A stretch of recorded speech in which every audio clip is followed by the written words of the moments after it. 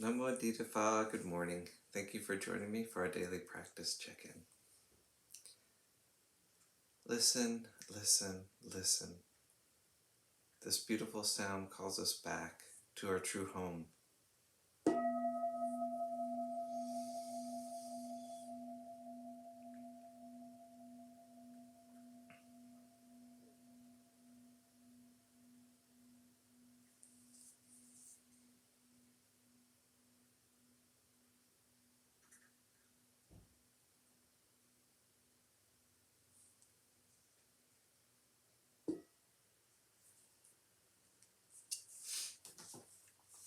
The second mindfulness training. Aware of the suffering caused by exploitation, social injustice, stealing, and oppression, I vow to cultivate loving kindness and learn ways to work for the well-being of people, animals, plants, and minerals.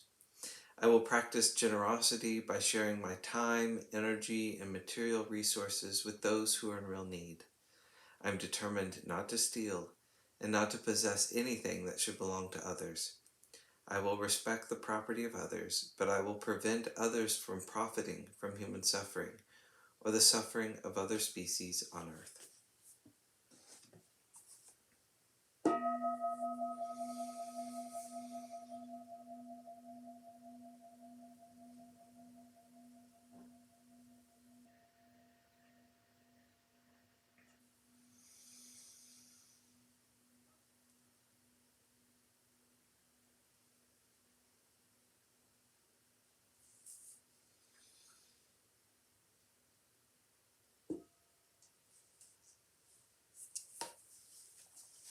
Our Dharma reading today is from Ajahn Dhamma, titled Reflecting on Interdependence. This is from Beginning Our Day by the monastics of Abhayagiri Monastery. In recent years, there's been a modern Western interpretation of dependent co-arising that's derived from an explanation of interdependence in the world, with the people in it being interconnected in a vast web of cause and effect relationships and experience. It's all connected, as people like to say. There's a belief that there's no type of action or activity in the world that doesn't have some sort of effect on the whole of existence, all action and interaction. This isn't a very accurate representation of what the Buddhist teaching on dependent origination is all about. It's actually pretty far from what the Buddha taught. Dependent origination is a teaching about how ignorance conditions the arising of suffering and all the various factors involved, as well as the cessation of that entire process. Nevertheless, the idea of interdependence is something that can be helpful to contemplate, because even though it may not be valid in terms of dependent origination, it has a truth to it.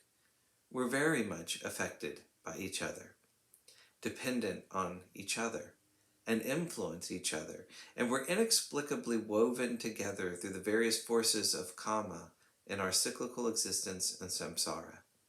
With this, there are all the various ways that karma works itself out that we don't really understand and can't possibly comprehend because it's so complicated. We find ourselves weaving through many, many lifetimes, receiving the results of our past actions, being involved with each other over and over again, and bound together in our commonality as beings coursing through samsara. We don't exactly know how that process works, but it is possible to understand that each of our rebirths in samsara depends on our relationships with other people, and for better or for worse, how we respond to situations and the qualities we develop in relationship to each other. Due to causes and conditions, skillful actions and intentions that have been put in place by us in our past lives, by some fortunate set of incredible circumstances, some might call it a miracle, we find ourselves existing in the same space and time, right here and now, practicing with each other in this vast web of existence. So we need to ask ourselves, how well am I spending my time? I think it's important to reflect on that because it points out how much we need to rise up to this circumstance we find ourselves in and take responsibility for what we are doing right now, acknowledging that it's what it's taken for us to get here, and not wasting this precious opportunity. It's so unusual for us to all be here together with a strong interest in practicing the Dhamma. It's not a widespread inclination that's happening in the world. Perhaps there are small pockets of it here or there, but by and large, it's an incredibly rare opportunity.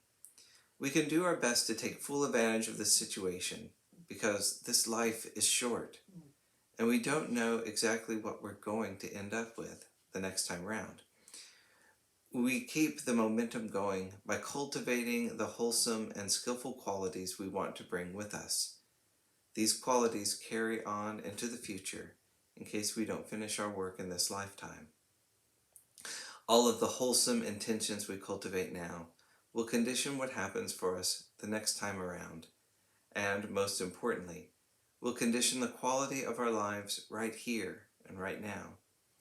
We are working on letting go of unskillful tendencies, aversion, greed, self-interest, and selfishness, and we are cultivating qualities of virtue and generosity to make a commitment to ending the cycle of suffering. That's how we can increase the potential of being in association with like-minded people in lifetimes to come. This is the meaning of true interdependence.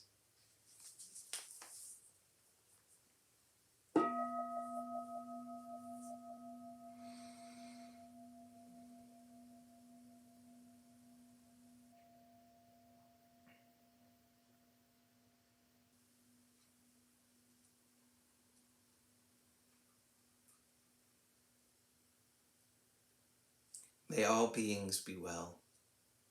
May all beings be happy. May all beings be peaceful. Sadhu, sadhu, sadhu.